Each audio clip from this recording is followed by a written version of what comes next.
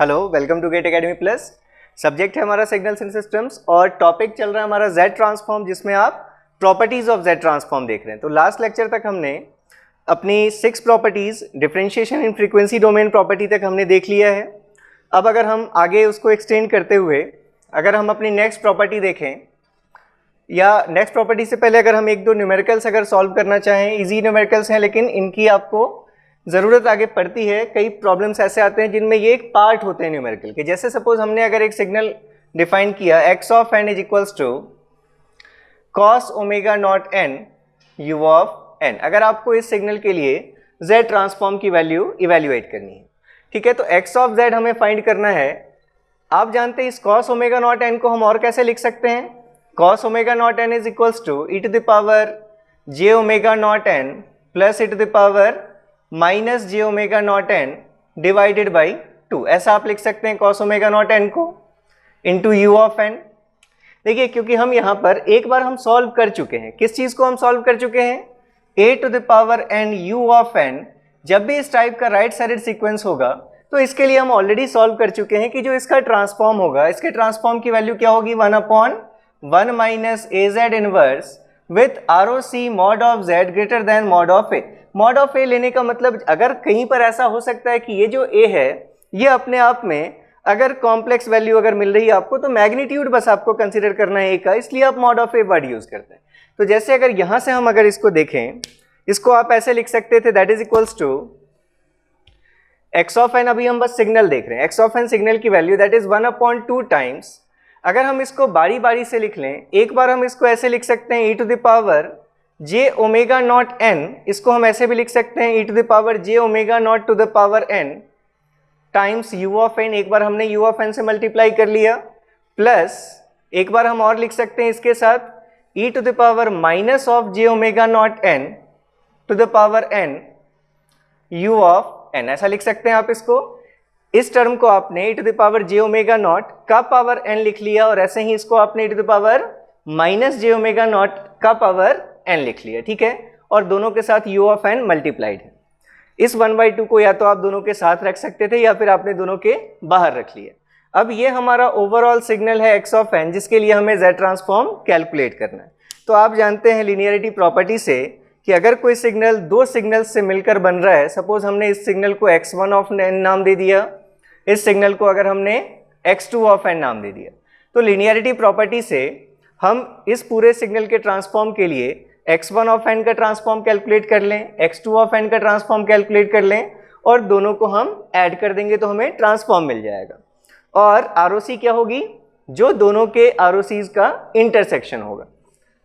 तो x of z अगर हम इस सिग्नल के लिए देखें, हमारे पास जो सिग्नल है e to the power j omega naught to the power n u of n। अगर हमने इस सिग्नल को x1 ऑफ n नाम दिया है, तो इसका ट्रांसफॉर्म इसी फॉर्मूले से क्या वैल्यू दिख रही है आपको? बस यहाँ पर a की जगह पर हम क्या वर्ड यूज कर रहे हैं? क्या हमारा a की जगह पर टर्म क्या है? e to the power j omega naught. तो इसके लिए ट्रांसफॉर्म की वैल्यू क्या होगी? 1/1 माइनस ए जेड इनवर्स। तो a की जगह पर क्या लिखेंगे हम? e to the power j omega not times z inverse, ठीक है। और ROC कैसी होगी इसकी? u ऑफ n लगा हुआ है सिग्नल में, mod of z greater than mod of a, तो mod of z must be greater than a की वैल्यू है e to the power j omega naught. इसका मैग्नीट्यूड कितना है? जो इसके पीछे लिखा है मतलब 1। तो मैग्नीट्यूड अगर 1 है a का, तो आप क्या लिखेंगे ROC? Mod of z must be greater than mod of 1, that is 1, ठीक है। तो e टू द पावर आपने इस टर्म का कैलकुलेट कर लिया। ऐसे ही अगर आप इस टर्म के लिए कैलकुलेट करें e to the power minus J omega not times power n u n, तो इसके लिए अब ट्रांसफॉर्म की वैल्यू क्या होगी? 1/1 माइनस a की जगह अब आपका टर्म है e to the power minus J omega naught. पहले यहाँ टर्म प्लस जे ओमेगा नॉट था, अब ये टर्म माइनस जे ओमेगा नॉट। अभी भी आप ट्रांसफॉर्म लिखेंगे 1/1 माइनस a z इनवर्स, तो यहाँ पर भी हमने z इनवर्स यूज किया। फिर से चाहे e to the power plus J omega naught हो या फिर माइनस जे ओमेगा नॉट हो, दोनों के लिए मैग्नीट्यूड की वैल्यू कितनी है? 1। तो इसलिए यहाँ भी जो ROC आएगी, mod of z greater then आप मॉड ऑफ a लिखते, तो मॉड ऑफ a की वैल्यू अभी भी कितनी है? 1। दोनों के लिए आपने ट्रांसफॉर्म देख लिया, दोनों की आरओसी बिल्कुल सेम है, तो इनका इंटरसेक्शन भी क्या होगा, सेम होगा। तो इसलिए अब आप टोटल अगर पूरे x ऑफ z की वैल्यू लिखें इस इक्वेशन से, तो therefore x of z may be written as 1/2 times x1 of z plus x2 of z। यहां से दिख रहा है आपको 1/2 टाइम्स इसका ट्रांसफॉर्म x1 ऑफ z, इसका ट्रांसफॉर्म x2 ऑफ z, और आरओसी क्या होगी, जो दोनों का इंटरसेक्शन है, that is mod of z greater than 1। ये हमारी आरओसी है।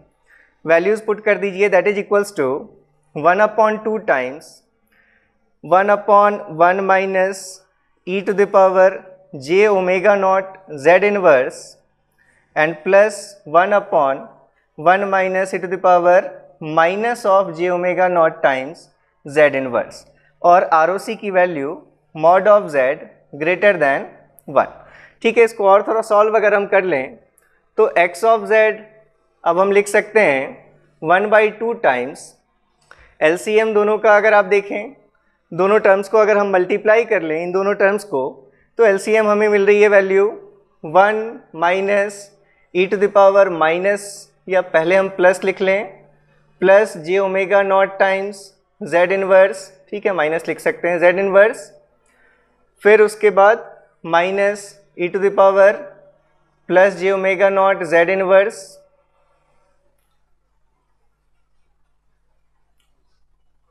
1 minus E to the power minus J omega not Z inverse, minus E to the power plus J omega not Z inverse, and minus minus plus. जब आप इन दोनों terms को multiply करेंगे तो E to the power plus J omega not, E to the power minus J omega not, ये दोनों का मल्टीप्लीकेशन 1 हो जाएगा, और आपको z inverse into Z inverse ये टर्म मिलेगा z टू द पावर -2। ये हमारे डिनोमिनेटर में वैल्यू है, यहाँ न्यूमरेटर में ये वैल्यू आ जाएगी, that is 1 minus E to the power minus J omega not Z inverse, plus यहाँ न्यूमरेटर में ये वैल्यू आ जाएगी 1 minus E to the power plus J omega not times Z inverse. ठीक है, ये हमारा x ऑफ z इस फॉर्म में मिल रहा है हमें, that is equals to 1/2 times ये 1 और ये 1, आप इनको मिलाकर 2 लिख सकते हैं। इन दोनों टर्म्स में अगर आप देखें z इनवर्स कॉमन है, माइनस साइन कॉमन है, अगर हमने इन दोनों टर्म्स में से माइनस कॉमन कर लिया तो ये value e to the power minus J omega not plus E to the power j omega naught, और इसके बाहर आपको z इनवर्स कॉमन मिल रहा है। ठीक है, अगर यहाँ पर 2 होता डिवीजन में तो आप इतने टर्म को क्या कह सकते थे, कॉस ओमेगा नॉट कह सकते थे। तो इसलिए अगर हमारे पास 2 नहीं है तो हमने इसको 2 से मल्टीप्लाई और डिवाइड कर लिया। ये अभी हम सिर्फ न्यूमरेटर में हमने देखा है, न्यूमरेटर में 1 और इस 1 का एडिशन 2 ये हमने अलग कर लिया। इन दोनों टर्म्स में माइनस साइन कॉमन है, z इनवर्स कॉमन है, और यहाँ से जो वैल्यूज़ आ रही हैं वो ये वैल्यूज़ हैं। ठीक है, अब अगर हम अपने डिनोमिनेटर को कंसीडर करें तो डिनोमिनेटर है हमारा डिवाइडेड बाई, डिनोमिनेटर देखिए फिर से 1 माइनस, अगर आप इन दोनों टर्म्स में से फिर से z इनवर्स कॉमन कर लें तो z इनवर्स अगर आपने कॉमन कर लिया और माइनस साइन कॉमन कर लिया तो E to the power minus J omega not plus E to the power plus J omega not times, यहाँ भी आपके साथ क्या है, z इनवर्स है। ठीक है, फिर से अगर यहाँ पर डिवाइडेड बाई 2 का टर्म होता तो फिर से आप इसको कॉस ओमेगा नॉट लिख सकते थे। यहाँ भी टर्म नहीं है हमारे पास तो हम इसको भी डिवाइड और मल्टीप्लाई कर लेते हैं। ठीक है, और इसके बाद एक टर्म और हमारा अभी कौन सा बच रहा है, z टू द पावर -2, तो इसके साथ हमने लिख लिया z टू द पावर -2। अब ये आपका ओवरऑल आपको ट्रांसफॉर्म दे रहा है x ऑफ z की वैल्यू। अब देखिए फाइनली आपके पास x ऑफ z की क्या वैल्यू है, that is x of z is equals to 1/2 times, numerator में आप देखिए क्या मिल रही है वैल्यू 2 माइनस, इतने टर्म को आप कह सकते हैं कॉस ओमेगा नॉट, और ये टर्म है 2z इनवर्स, तो आप इसको लिख सकते हैं 2 cos omega not z inverse.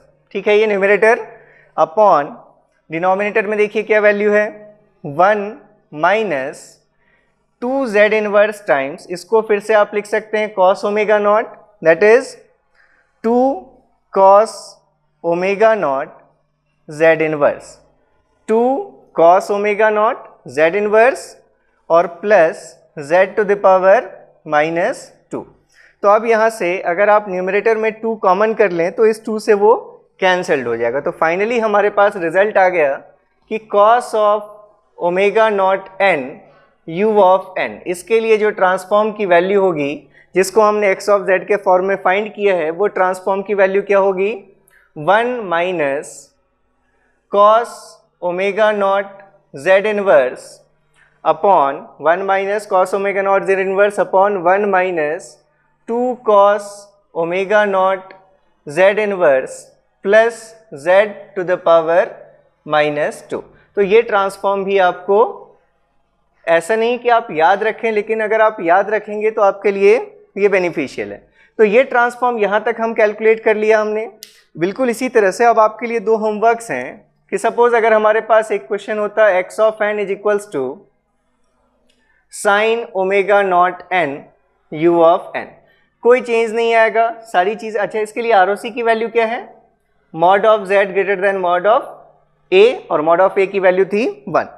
बस यहाँ पर जैसे आपने कॉस ओमेगा नॉट को जब स्प्लिट किया था तो e to the power j omega not plus e to the power minus j omega naught divided by 2 लिखा था। जब साइन ओमेगा नॉट लेंगे तो e to the power j omega naught minus of minus e to the power minus j omega naught divided by 2j आपको लेना है। इतना सा इसमें डिफरेंस आएगा, बाकी चीज़ें आप बिल्कुल सेम प्रोसीजर से फाइंड कर लेंगे। तो एक इसका ट्रांसफॉर्म आपको कैलकुलेट करना है। एक और होमवर्क आपके लिए है, अगर आपने cos omega not n un तक कैलकुलेट कर लिया तो अब अगर आपके पास एक नया सिग्नल आ जाए कि x of n is equals to n into cos of omega not n un, इसको आप फाइंड कर सकते हैं। अभी हमने इससे पहले पढ़ा, कौन सी प्रॉपर्टी पढ़ी हमने? डिफरेंशिएशन इन z डोमेन प्रॉपर्टी। तो अगर हमारे पास x ऑफ n सिग्नल के लिए ट्रांसफॉर्म नोन है, अगर हम उसको n से मल्टीप्लाई कर दें इस सिग्नल को, तो अब नया ट्रांसफॉर्म क्या होगा? Minus z times d by D Z of this x of z। आपको क्या करना है? n cos omega not n un का ट्रांसफॉर्म अगर निकालना है तो ये आपके पास cos omega not n un का ट्रांसफॉर्म है, इसको डिफरेंशिएट कीजिए z के रिस्पेक्ट में और जो रिजल्ट आया उसको माइनस z से मल्टीप्लाई कर दीजिए, तो आपको किसका ट्रांसफॉर्म मिल जाएगा? n cos omega not n un का। तो इसके लिए आप क्या करेंगे? अप्लाई डिफरेंशिएशन इन फ्रीक्वेंसी डोमेन प्रॉपर्टी। किस पर अप्लाई करनी है आपको ये प्रॉपर्टी? ऑन दिस सिग्नल, ठीक है। ये आपको इससे ये ट्रांसफॉर्म मिल जाएगा। इसके बाद एक और होमवर्क आपका, सपोज इसी में हमने और एक टर्म ऐड कर दिया कि x of n is equals to n into a to the power n into cos of omega not n u of n। या तो आप इस a to the power n को बाद में लिख लें अगर आपने n cos omega not n un का फाइंड कर लिया तो, ठीक है। अब देखिए ये चीज़ क्या है, अगर आप यहाँ तक कैलकुलेट कर चुके हैं, मतलब आपके पास n cos omega not n un इतने का ट्रांसफॉर्म आपने ऑलरेडी फाइंड कर रखा है, तो अब कौन सी प्रॉपर्टी यूज करनी है आपको? Scaling in z domain property. हमें पता है अगर x ऑफ n सिग्नल का ट्रांसफॉर्म x ऑफ z है, अगर हम उसको z naught to the power n से मल्टीप्लाई कर दें तब जो नया ट्रांसफॉर्म होगा वो वैल्यू क्या होगी? जो भी पहले ट्रांसफॉर्म x ऑफ z था उसमें जहां भी z टर्म है वहां पर आपको z अपॉन z नॉट करना है। यहाँ z नॉट की वैल्यू क्या दिख रही है? a। तो जो भी आपके पास यहाँ से ट्रांसफॉर्म आया होगा उस ट्रांसफॉर्म को जहां भी उस ट्रांसफॉर्म में z होगा वहां पर आपको रिप्लेस करना है, किससे? z अपॉन a से रिप्लेस करना है। और नई ROC क्या हो जाएगी? अब जो पहले ROC थी, मतलब अगर पहले ROC mod of z is equals to 1 थी, तो अब नई ROC क्या होगी? Mod of z greater than जो पहले ROC थी मल्टीप्लाइड विथ मॉड ऑफ यहाँ जो हमारा z नॉट है। तो आपने अभी तक जितनी प्रॉपर्टीज पढ़ी हैं उनसे इस ट्रांसफॉर्म के हेल्प से आप इस सिग्नल का और इस सिग्नल का ट्रांसफॉर्म कैलकुलेट कर सकते हैं। तो ये 2 सिग्नल्स आप प्रैक्टिस कर लीजिएगा, खासकर जो यूनिवर्सिटी एग्जाम वाले जो स्टूडेंट्स हैं उनके लिए ये ट्रांसफॉर्म ज़्यादा इंपॉर्टेंट है। गेट के लिए आपको, ठीक है, आपको अंडरस्टैंडिंग तो होनी ही चाहिए कि इस टाइप के क्वेश्चंस को हम कैसे सॉल्व करें, ठीक है। तो अब ये हमारी प्रॉपर्टीज़ में अभी तक हमने 6 प्रॉपर्टी की हैं। नेक्स्ट प्रॉपर्टी अगर हम देख रहे हैं अपनी 7th property, that is convolution in time.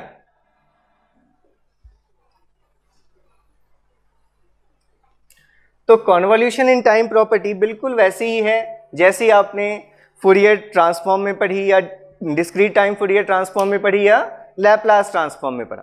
क्या है प्रॉपर्टी? प्रॉपर्टी कहती है अगर x1 ऑफ n सिग्नल के लिए ट्रांसफॉर्म x1 ऑफ z है with ROC R1, x2 of n हमारे पास कोई सिग्नल है, उस सिग्नल के लिए ट्रांसफॉर्म अगर हमें पता है x2 of z with ROC R2, तो अगर हमने इन दोनों सिग्नल्स को टाइम में कन्वॉल्व कर लिया, मतलब अगर हम एक नया सिग्नल डिफाइन कर रहे हैं, suppose x of n that is equals to x1 of n convolved with x2 of n, तो प्रॉपर्टी कहती है अगर हमें इंडिविजुअली इन दोनों का ट्रांसफॉर्म पता है तो हमें अलग से इसका ट्रांसफॉर्म निकालने की ज़रूरत नहीं है, वो हमें इन्हीं के ट्रांसफॉर्म से मिल जाएगा। कैसे?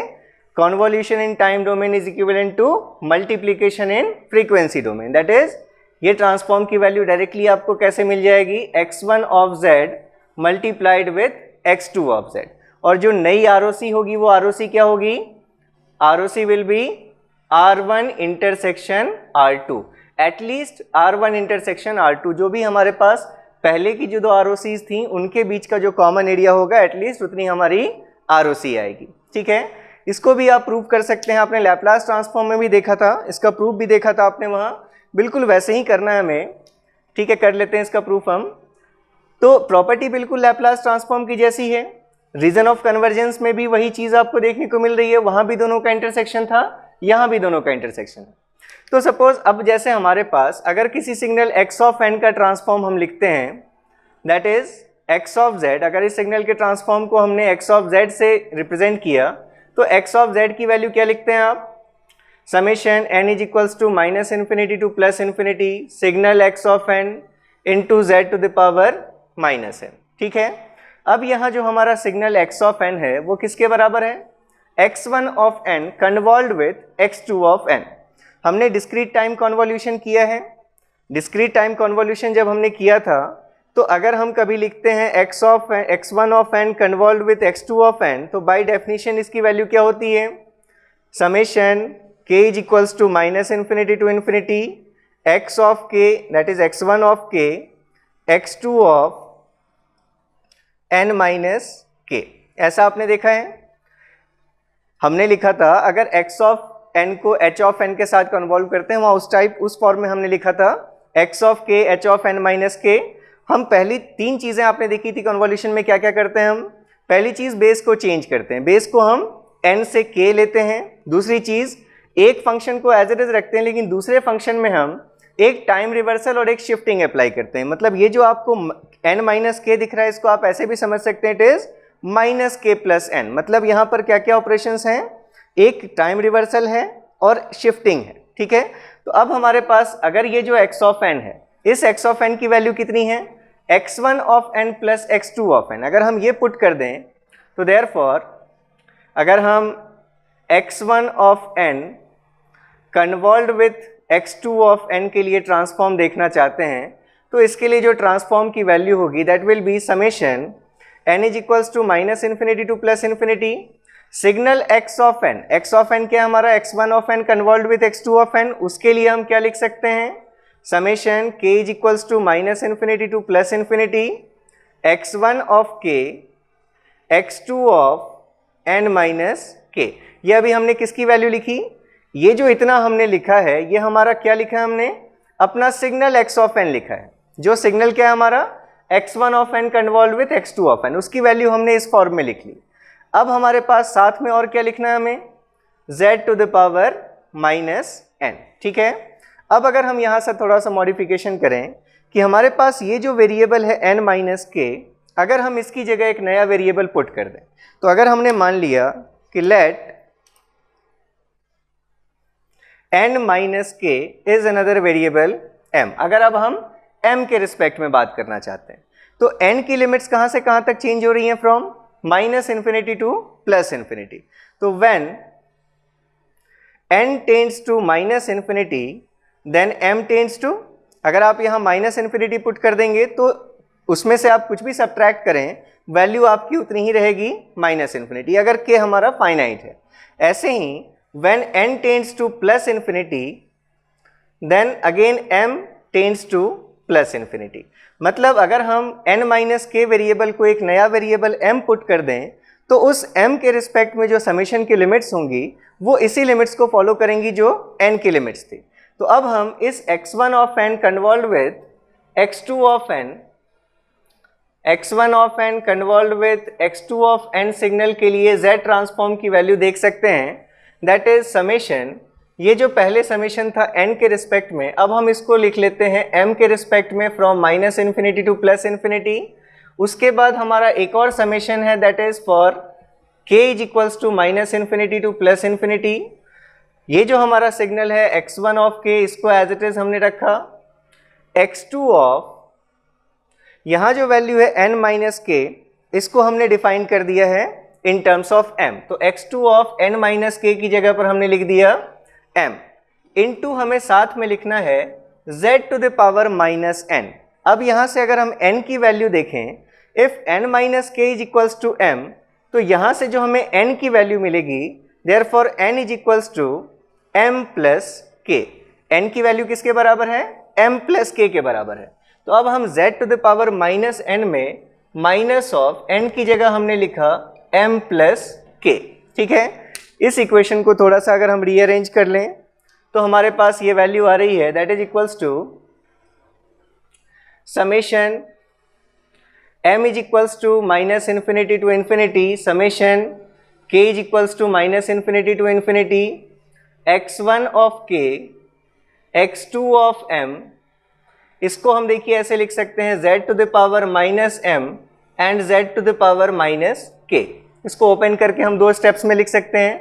अब आप अगर इन समेशंस को अलग अलग लिख लें तो इसको आप ऐसे भी लिख सकते हैं summation m is equals to minus infinity to plus infinity, या पहले अगर हम k के लिए लिख लें k is equals to minus infinity to plus infinity x1 of k ये पार्ट, और साथ में हमने लिख लिया z to the power minus k into summation m is equals to minus infinity to infinity x2 of m into z to the power minus m। अब ये इसलिए हम कर सकते हैं क्योंकि जो समेशन हमारा जैसे ये z to the power minus m है, तो हमारे इस वाले टर्म का इफेक्ट किस में होगा? सिर्फ इस समेशन में, क्योंकि हमारा m के रिस्पेक्ट में समेशन हम ले रहे हैं, तो इसलिए हमने इस टर्म को इस समेशन के अंदर रख लिया। अब अगर आप देखें और इसको basic definition of z transform से कंपेयर करें, तो कभी अगर हम यहाँ ये डमी वेरिएबल है, चाहे आप n लिखें m लिखें कुछ भी वैल्यू लिखें, तो अगर n की लिमिट्स होती है minus infinity to plus infinity और यहाँ xn होता है, और अगर z to the power minus n होता है, तो क्या बोलते हैं आप कि हमने क्या फाइंड किया? ये इस सिग्नल का z ट्रांसफॉर्म फाइंड किया। तो इसलिए यहाँ से देखकर आप कह सकते हैं कि ये जो हमारा इतना पोर्शन है ये हमें क्या दे रहा है? सिग्नल x1 ऑफ k का z transform that is x1 of z, और ये जो इतना पार्ट है ये आपको क्या दे रहा है? x2 of z। तो therefore x1 of n convolve with x2 of n के लिए ओवरऑल जो ट्रांसफॉर्म है वो आपने यहाँ प्रूव किया कि x1 of n convolve with x2 of n, इसके लिए जो ट्रांसफॉर्म की वैल्यू होगी that will be transform of x1 of z multiplied with transform of x2 of z। ठीक है, तो ये हमारी प्रॉपर्टी है कॉन्वोल्यूशन इन टाइम प्रॉपर्टी। इस पर हम देख लेते हैं, इस पर भी एक न्यूमेरिकल। एक ऐसे ही आप और याद रख लीजिएगा मल्टीप्लिकेशन प्रॉपर्टी के, जैसे यहाँ पर टाइम डोमेन में अगर कन्वॉल्व है तो फ्रीक्वेंसी डोमेन में क्या हो रहा है? इनका मल्टीप्लिकेशन हो रहा है। ऐसे ही आप एक प्रॉपर्टी 8th प्रॉपर्टी लिख लीजिएगा, मल्टीप्लिकेशन इन टाइम प्रॉपर्टी। वो प्रॉपर्टी कहती है कि अगर हमारे ये स्टेटमेंट सेम रहेगा x1 ऑफ n की ROC अगर ट्रांसफॉर्म x1 ऑफ z है with ROC R1, x2 of n के लिए अगर ट्रांसफॉर्म x2 ऑफ z है विथ ROC R2, तो प्रॉपर्टी कहती है कि अगर हम दोनों सिग्नल्स को टाइम में मल्टीप्लाई कर लें, मीन्स अगर हमें किस सिग्नल का ट्रांसफॉर्म फाइंड करना है?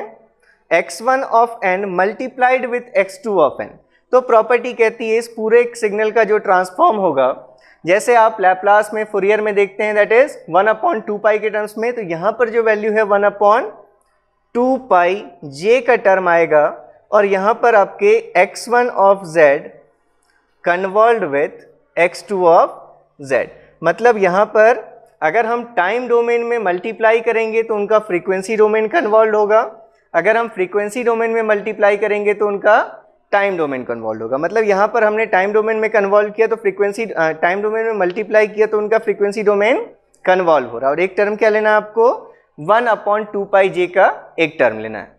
ठीक है, तो इसके प्रूफ की आपको ज़रूरत नहीं है, इस प्रूफ की आपको ज़रूरत है यूनिवर्सिटी एग्जाम्स में कभी कभी ये कन्वोल्यूशन इन टाइम डोमेन प्रॉपर्टी, इसका प्रूफ आपको आ जाता है। ठीक है, तो अब हम आगे एक दो और प्रॉपर्टीज़ देखते हैं और कुछ न्यूमेरिकल्स करेंगे। तो ये जो कन्वोल्यूशन प्रॉपर्टी है इसका आप यूज़ कई बार, आप जैसे कन्वोल्यूशन अगर आपसे दो सिग्नल्स का पूछा जाए कि कन्वोल्यूशन क्या होगा, तो कई बार आप कन्वोल्यूशन टाइम डोमेन में निकालने में वो ज़्यादा आपको लेंदी होता है। तो आप डायरेक्टली अगर दोनों सिग्नल्स के लिए ट्रांसफॉर्म ले लें तो पहले आप x1 of n convolve with x2 of n के लिए आप ट्रांसफॉर्म देख सकते हैं और फिर उस ट्रांसफॉर्म का इन्वर्स ले लेंगे तो आपको सिग्नल टाइम डोमेन में वो वैल्यू मिल जाएगी। तो कई बार कन्वोल्यूशन निकालने के लिए आप अगर फ्रीक्वेंसी डोमेन एनालिसिस को यूज़ करें, मतलब Z ट्रांसफॉर्म, अगर डिस्क्रीट टाइम सिग्नल का क्वेश्चन है तो Z ट्रांसफॉर्म के थ्रू, अगर आपके कंटिन्यूस टाइम सिग्नल का क्वेश्चन है तो लैप्लास ट्रांसफॉर्म यूज़ करके वो ज़्यादा आपको ईजी रहेगा। तो उस पर न्यूमेरिकल्स हम करेंगे। अभी जैसे अगर हम और प्रॉपर्टीज़ देख लें, 8 प्रॉपर्टीज़ आई थिंक हो गई थी हमारी, तो 9th प्रॉपर्टी अगर हम जैसे कंटिन्यूस टाइम के केस में हमने डिफाइन किया था differentiation and integration in time properties, ऐसे आपने देखा था जब हम DTFT कर रहे थे तो वहाँ हमने डिफाइन किया था डिफरेंसिंग एंड एक्यूमुलेशन प्रॉपर्टीज़। तो डिफरेंसिंग को आप सक्सेसिव डिफरेंशिएशन या फिर नॉर्मली हम इसको जब पढ़ते हैं तो फर्स्ट डिफरेंस के नाम से हम इस प्रॉपर्टी को पढ़ते हैं। तो 9th प्रॉपर्टी हमारी फर्स्ट डिफरेंस प्रॉपर्टी। तो प्रॉपर्टी कहती है कि अगर x ऑफ n सिग्नल के लिए हमें ट्रांसफॉर्म पता है, x ऑफ n सिग्नल का ट्रांसफॉर्म अगर x ऑफ z है विथ ROC R, तो प्रॉपर्टी कहती है कि अगर हम इसका सक्सेसिव डिफरेंस ले लें, मतलब अगर हम अभी का सैंपल और वन टाइम बाद का सैंपल, उनके बीच के डिफरेंस को अगर हम ले लें, मतलब अगर हम ट्रांसफॉर्म किसका देखना चाहते हैं, x of n minus x of n minus 1। x of n minus 1 क्या है, delayed version of x of n। आपने x ऑफ n को 1 से डिले किया तो आपको क्या मिलेगा, x ऑफ n माइनस 1 मिलेगा। ठीक है, तो अगर हम इन दो सैंपल्स के बीच का डिफरेंस जो होगा, अगर हम उसके लिए ट्रांसफॉर्म कैलकुलेट करना चाहते हैं तो प्रॉपर्टी कहती है ट्रांसफॉर्म की वैल्यू क्या होगी।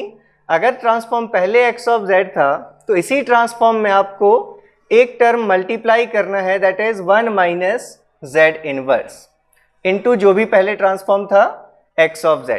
और ROC अब क्या होगी, ROC विल बी कंटेनिंग जो पहले ROC थी R intersection mod of z greater than 0। मतलब अगर पहले ROC में मॉड ऑफ z मतलब 0 वाला पॉइंट था तो अब वो 0 वाला पॉइंट नहीं रहेगा, अब वो 0 वाला पॉइंट क्या होगा, एक्सक्लूड हो जाएगा। जैसे आप अगर सपोज, अच्छा इसके प्रूफ के लिए आपको प्रूफ देखने की भी ज़रूरत नहीं है, अगर आप सिर्फ टाइम शिफ्टिंग प्रॉपर्टी यूज़ कर लें, आपको पता है कि ये सिग्नल, सपोज हमने इसको एक नया सिग्नल नाम दे दिया कि इस सिग्नल के लिए हमें ट्रांसफॉर्म देखना है, तो लीनियरिटी प्रॉपर्टी से इतने पूरे का ट्रांसफॉर्म क्या होगा, x ऑफ n का ट्रांसफॉर्म कैलकुलेट कर लें, x ऑफ n माइनस 1 का ट्रांसफॉर्म कैलकुलेट कर लें, दोनों को सबट्रैक्ट कर दें। तो x ऑफ n का ट्रांसफॉर्म x ऑफ z और x ऑफ n माइनस 1 का transform using time shifting property, आप जितने से डिले कर रहे हैं उतने ही z का पावर आपको मल्टीप्लाई करना है। -1 से हमने शिफ्ट किया है तो ट्रांसफॉर्म की वैल्यू क्या होगी, z to the power -1 into x of z। तो देयरफॉर x ऑफ n और minus of x of n minus 1, इस सिग्नल का ट्रांसफॉर्म क्या हो जाएगा, इन दोनों को सब्ट्रैक्ट कर दीजिए, दोनों में से x ऑफ z कॉमन आ जाएगा, आपको क्या वैल्यू मिल जाएगी, 1 minus z inverse times x of z। ठीक है, तो ये हमारी प्रॉपर्टी है। ROC हमारी क्या होगी, mod of z greater than 0 के साथ इंटरसेक्शन हो जाएगा जो पहले ROC थी। जैसे आप ऐसे भी देख सकते हैं इसको कि जब आपने इम्पल्स सिग्नल लिया था डेल ऑफ n, तो इसके लिए ट्रांसफॉर्म की वैल्यू थी 1 और ROC कैसी थी, एंटायर z प्लेन। वहां पर कोई रिस्ट्रिक्शन नहीं था क्योंकि ROC हमारी z से इंडिपेंडेंट टर्म हमारा ट्रांसफॉर्म था, तो आप z की कोई भी वैल्यू पुट कर सकते हैं, ट्रांसफॉर्म उस पर इवेल्युएट हो जाएगा। अगर हम इसमें x ऑफ n माइनस 1 करें, सपोज ये हमारा अगर x ऑफ n होता, ये x of n is equals to अगर डेल n है तो x of n minus one क्या होता, del of n minus one, उसका ट्रांसफॉर्म क्या होती value, del of n minus one का ट्रांसफॉर्म टाइम शिफ्टिंग प्रॉपर्टी से आप जानते हैं वैल्यू क्या हो जाती, z इनवर्स इंटू वन, लिखने की जरूरत नहीं है, z इनवर्स। अब इसके लिए ROC क्या है, इसकी ROC 1/z की ROC में एंटायर z प्लेन कोई भी पॉइंट आप ले सकते हैं except z is equals to 0, 0 पर इस ट्रांसफॉर्म की वैल्यू इनफाइनाइट हो जाएगी। तो मतलब आप लिख सकते हैं entire z plane except z is equals to 0, ठीक है। तो अगर आप इन दोनों को कंबाइन कर ले, मतलब अगर हमें del of n minus of del of n minus one का ट्रांसफॉर्म देखना हो तो लिनियरिटी प्रॉपर्टी से भी आप देख सकते हैं कि इन दोनों का जो ट्रांसफॉर्म होगा वो क्या होगी ROC, जो इन दोनों का इंटरसेक्शन है, ट्रांसफॉर्म की वैल्यू क्या हो जाएगी, दोनों के ट्रांसफॉर्म का डिफरेंस, मतलब 1 माइनस z इनवर्स, ठीक है, ये ट्रांसफॉर्म हो गई वैल्यू। तो आप यहां से भी देख रहे हैं कि प्रॉपर्टी फुलफिल हो रही है कि अगर xn का ट्रांसफॉर्म पहले 1 था तो xn माइनस 1 का transform 1 minus z inverse times जो पहले ट्रांसफॉर्म था 1, उतनी आपको वैल्यू मिल रही है, ठीक है। और अब अगर आप इसकी ROC को देखना चाहें, ये जो रिजल्ट है हमारा 1 minus z inverse that is 1/z, या इसको हम लिख सकते हैं z माइनस 1/z लिख सकते हैं, ठीक है, ये z माइनस 1/z। तो इसमें अब आप क्या पुट नहीं कर सकते, z is equals to 0 put नहीं कर सकते। अभी भी सिग्नल हमारा कैसा है, राइट साइडेड सिग्नल है, कॉजल सिग्नल दिख रहा है आपको, डेल n और del of n minus one. तो ROC इसकी कैसी होगी, मॉड ऑफ z, अब इसकी ROC कैसी होगी, mod of z greater than 0। अब 0 का पॉइंट अगर पहले था, पहले अगर एंटायर z प्लेन था, तो हम देख रहे हैं कि फर्स्ट डिफरेंस अगर हमने लिया तो अब उसके लिए जो ROC आ रही है वो क्या आ रही है, एंटायर z प्लेन जो पहले ROC थी उसका इंटरसेक्शन अगर हम ले लेंगे mod of z greater than 0 के साथ, तो हमें यही रिजल्ट मिलेगा, mod of z greater than 0। तो इसलिए ये हमारी प्रॉपर्टी है फर्स्ट डिफरेंस प्रॉपर्टी। इसी का अगर जैसे ही हमने डिफरेंशिएशन प्रॉपर्टी टाइम डोमेन में कंटिन्यूअस टाइम सिग्नल्स के लिए देखते थे, उसके लिए ये प्रॉपर्टी है। और जैसे आप इंटीग्रेशन इन टाइम प्रॉपर्टी देखते थे, वैसे ही यहां पर हम कौन सी प्रॉपर्टी लेते हैं, एक्यूमुलेशन प्रॉपर्टी। एक्यूमुलेशन प्रॉपर्टी ये भी आपने देख रखी है, DTFT के केस में बिल्कुल वैसी ही प्रॉपर्टी है। प्रॉपर्टी कहती है अगर x ऑफ n सिग्नल के लिए z transform x of z है विथ ROC R, तो अगर हम इस सिग्नल का समेशन ले लें फ्रॉम -∞ टू n, मतलब अगर हम इसको एक्यूमुलेट कर लिया हमने, suppose k is equals to -∞ to n x of k, ये n k ये डमी वेरिएबल्स हैं, अगर हमने यहाँ k ले दिया, यहाँ पर समेशन हमारा जो होगा वो उनके टर्म्स में आपको वैल्यू मिलेगी, -∞ to n x of k। तो प्रॉपर्टी कहती है इसके लिए जो ट्रांसफॉर्म की वैल्यू होगी वो जो फैक्टर यहाँ पर एक्यूमुलेशन में मल्टीप्लिकेशन में आता है डिफरेंस में 1 माइनस z इनवर्स, वही फैक्टर हमारा यहाँ कहाँ आता है, डिवीजन में आता है। मतलब एक्यूमुलेशन के केस में अब ये वैल्यू क्या हो जाएगी, 1/1 minus z inverse times x of z। ROC की वैल्यू क्या होगी, नई ROC विल बी जो पहले ROC थी हमारी, intersection with mod of z greater than 1। Difference property, first difference property में ROC का इंटरसेक्शन किसके साथ लिया आपने, mod of z greater than 0 के साथ। मतलब आपने कहा कि 0 का पॉइंट अगर पहले ROC में रहा होगा तो वो पॉइंट अब हट जाएगा, ठीक है। यहां पर आपने कहां तक का ले लिया, mod of z greater than 1, मतलब अगर ROC में पहले mod of z greater than 1 का मतलब है कि अगर यूनिट सर्कल से पहले तक का कोई पॉइंट था तो अब वो चीजें ROC से हट जाएंगी। अब ROC में आपको कहां से पॉइंट मिलेंगे, फ्रॉम 1 के बाद के ही पॉइंट्स आपको ROC में मिलेंगे। इसको भी आप इसका प्रूफ देख सकते हैं। इसके प्रूफ के लिए जैसे आपने जब कॉन्वोल्यूशन किया था, डिस्क्रीट टाइम कॉन्वोल्यूशन, तो वहां आपने देखा था कि अगर हम किसी सिग्नल x ऑफ n को अगर कन्वॉल्व करें u ऑफ n के साथ, ठीक है, तो by definition x of n convolve with u of n की वैल्यू क्या होगी, अभी हमने फॉर्मूला भी यूज किया, summation k is equals to -∞ to +∞ x of k u of n minus k। इस n माइनस k का मतलब आप ये जानते हैं कि it is k is equals to -∞ to ∞ x of k, इसको हम ऐसे भी लिख सकते हैं you of minus K plus N.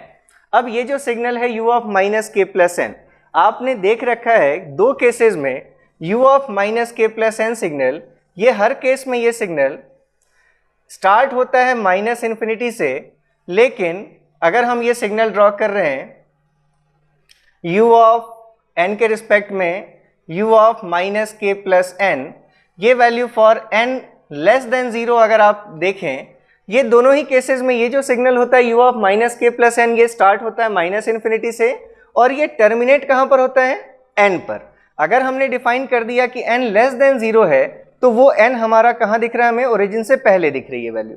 अगर यही सिग्नल हम ड्रॉ करते for n greater than 0 u of minus K plus N, it is not n, it is k। ये बेस हमारा अभी हम किसके रिस्पेक्ट में ड्रॉ कर रहे हैं, k के रिस्पेक्ट में। तो ऐसे ही u of minus K plus N, अगर हम अब ये सिग्नल ड्रॉ कर रहे हैं फॉर n ग्रेटर देन 0, तो भी ये स्टार्ट होगा ये सिग्नल फ्रॉम माइनस इन्फिनिटी, और माइनस इन्फिनिटी से आते हुए ये सिग्नल कहाँ तक एग्जिस्ट करेगा, अब अभी भी n तक ही एग्जिस्ट करेगा, लेकिन अब n ग्रेटर देन 0 है, इसलिए हमने n को कहाँ शो किया है, ओरिजिन के राइट हैंड साइड में शो किया है। अच्छा, इस पर मैंने कमेंट्स भी देखे, एक दो आपके कुछ कमेंट्स आए हैं जो डिस्क्रीट टाइम कन्वोल्यूशन है वहाँ या कंटिन्यूअस टाइम कन्वोल्यूशन है वहाँ, कि हम इंटीग्रेशन की लिमिट्स या समेशन की लिमिट्स n लेस देन 0 है तो माइनस इन्फिनिटी से माइनस n हमने क्यों नहीं लिया, हमने माइनस इन्फिनिटी से प्लस n क्यों लिखा। इसलिए क्योंकि आप ऑलरेडी डिफाइन कर चुके हैं कि n लेस देन 0 है, तो वहाँ आपको माइनस n अगर आप लिख देंगे तो वो वैल्यू पॉजिटिव हो जाएगी, इसलिए आप उसको लिखेंगे n, लेकिन आपने डिफाइन कर रखा है कि it is for n less than 0। ठीक है, तो मतलब हम देख रहे हैं कि ये जो हमारा पार्ट है सिग्नल का u of minus K plus N, ये दोनों ही कंडीशंस में, चाहे n लेस देन 0 हो चाहे n ग्रेटर देन 0 हो, स्टार्ट कहाँ से होगा, माइनस इन्फिनिटी से, और टर्मिनेट कहाँ पर होगा, n पर। n ग्रेटर देन 0 है तो पॉजिटिव साइड में आएगा वो n, अगर n लेस देन 0 है तो वो n नेगेटिव साइड में आएगा। मतलब इस पूरे समेशन में ये जो टर्म है इसकी वैल्यू 1 होगी कहाँ से कहाँ तक, it is equals to 1 for जब तक हमारे n की वैल्यू माइनस इन्फिनिटी से k की वैल्यू कहाँ तक है, n तक है। मतलब इस समेशन को अब हम जो माइनस इन्फिनिटी से प्लस इन्फिनिटी तक है, अगर इस रेंज के बाहर ये सिग्नल 0 है तो इन दोनों का प्रोडक्ट भी 0 होगा। इसका मतलब हम जो x of n convolve with u of n है, इस वैल्यू को हम क्या लिख सकते हैं, अब summation k is equals to minus infinity to n और x ऑफ k, क्योंकि उसके बाद ये जो सिग्नल है इस लिमिट के बीच में इस सिग्नल की वैल्यू तो कितनी है, 1 है, तो 1 से मल्टीप्लाई करेंगे x ऑफ k को तो x ऑफ k ही होगा। मतलब अब हम यहाँ से देखकर ये कह सकते हैं कि ये जो हमारा पार्ट है summation minus infinity to n x of k, इसकी वैल्यू को हम क्या लिख सकते हैं, x of n convolve with u of n। तो अब यहाँ पर अगर हम आए, अगर हम इस प्रॉपर्टी को प्रूव करना चाहते हैं कि summation k is equals to minus infinity to n x of k will result in the transform if previously transform of x of n was x of z, then the transform of summation minus infinity to n x of k will be 1 upon 1 minus z inverse times x of z। तो यहाँ से अभी हमने देखा कि ये जो signal है हमारा, इसको हम क्या लिख सकते हैं, summation k is equals to minus infinity to n x of k may be written as x of n convolved with u of n, ऐसा लिख सकते हैं हम, अभी देखा हमने। और अगर हम अभी थोड़ी देर पहले हमने प्रॉपर्टी की कॉन्वोल्यूशन इन टाइम प्रॉपर्टी, वो प्रॉपर्टी क्या कहती है, अगर हमें किसी दो टाइम डोमेन में कन्वॉल्व सिग्नल के लिए ट्रांसफॉर्म चाहिए तो इस पूरे का ट्रांसफॉर्म क्या होगा, जो x ऑफ n का ट्रांसफॉर्म होगा मल्टीप्लाइड विथ जो u ऑफ n का ट्रांसफॉर्म होगा। x ऑफ n का ट्रांसफॉर्म क्या लिख सकते हैं आप, x ऑफ z, और u ऑफ n का ट्रांसफॉर्म आपको पता है, u ऑफ n का ट्रांसफॉर्म क्या होती है value, 1 upon 1 minus z inverse. तो देयरफॉर हमारी ये प्रॉपर्टी प्रूव हो गई कि अगर हम x ऑफ k की वैल्यू लेते हैं from minus infinity to n तक, तो इस पूरे सिग्नल का जो ट्रांसफॉर्म होगा उसकी वैल्यू क्या आएगी, x of z times 1 upon 1 minus z inverse. और ROC क्या होगी, जो भी पहले ROC थी x ऑफ z की, अब उसका इंटरसेक्शन हमें लेना है किसके साथ, mod of z greater than 1 के साथ। ठीक है, तो ये हमारी अभी तक हमने ये 10th प्रॉपर्टी देख ली, एक्यूमुलेशन प्रॉपर्टी। आप इससे भी ऐसे भी देख सकते हैं इसका यूज़ एक और, कि जैसे हमें पता है कि x ऑफ n अगर हमारा डेल ऑफ n कोई सिग्नल है, तो डेल n के लिए ट्रांसफॉर्म हमें पता है क्या वैल्यू होती है 1। ROC क्या होती है, एंटायर z प्लेन। अगर हम इस समेशन इस अपने सिग्नल पर एक्यूमुलेशन अप्लाई कर लें, तो अगर हम summation k is equals to minus infinity to n x of k देखें, that is summation k is equals to minus infinity to n del of k। तो इस सिग्नल को हम जानते हैं, इस सिग्नल को हम क्या कहते हैं, अगर हम डेल इम्पल्स फंक्शन का समेशन ले लें from minus infinity to n, तो relation between impulse and step function आपको पता है कि यही चीज़ आपको क्या देती है, स्टेप सिग्नल देती है, that is u of n देती है। तो u ऑफ n का ट्रांसफॉर्म आपको पता है, u ऑफ n के ट्रांसफॉर्म की वैल्यू क्या होती है 1/1 माइनस z इनवर्स। तो आप यहाँ से भी देख सकते हैं कि अगर आपको पहले ट्रांसफॉर्म अगर xn का 1 था, तो अगर आपने उसको एक्यूमुलेशन ले लिया तो ट्रांसफॉर्म की वैल्यू किससे मल्टीप्लाइड हो गई, जो पहले ट्रांसफॉर्म 1 था वो किससे मल्टीप्लाइड हो गया 1/1 माइनस z इनवर्स से मल्टीप्लाइड हो गया। तो और ROC क्या होगी, अब un के लिए आप जानते हैं un का ट्रांसफॉर्म इतना होता है और ROC क्या होती है mod of z greater than 1। तो इसलिए आपने देखा कि जो पहले ROC में सारे पॉइंट्स थे z के, लेकिन अब उसमें से कितने पॉइंट्स हट गए, जो भी mod of z less than 1 तक के पॉइंट थे वो सारे पॉइंट्स हट गए। अब ROC हमारी कहाँ से है, mod of z greater than 1 से। ठीक है, तो ये अभी हमने 10th प्रॉपर्टी की हैं। कुछ प्रॉपर्टीज और हमारी जो रिमेनिंग है वो हम नेक्स्ट लेक्चर में देखेंगे। Okay, thank you very much.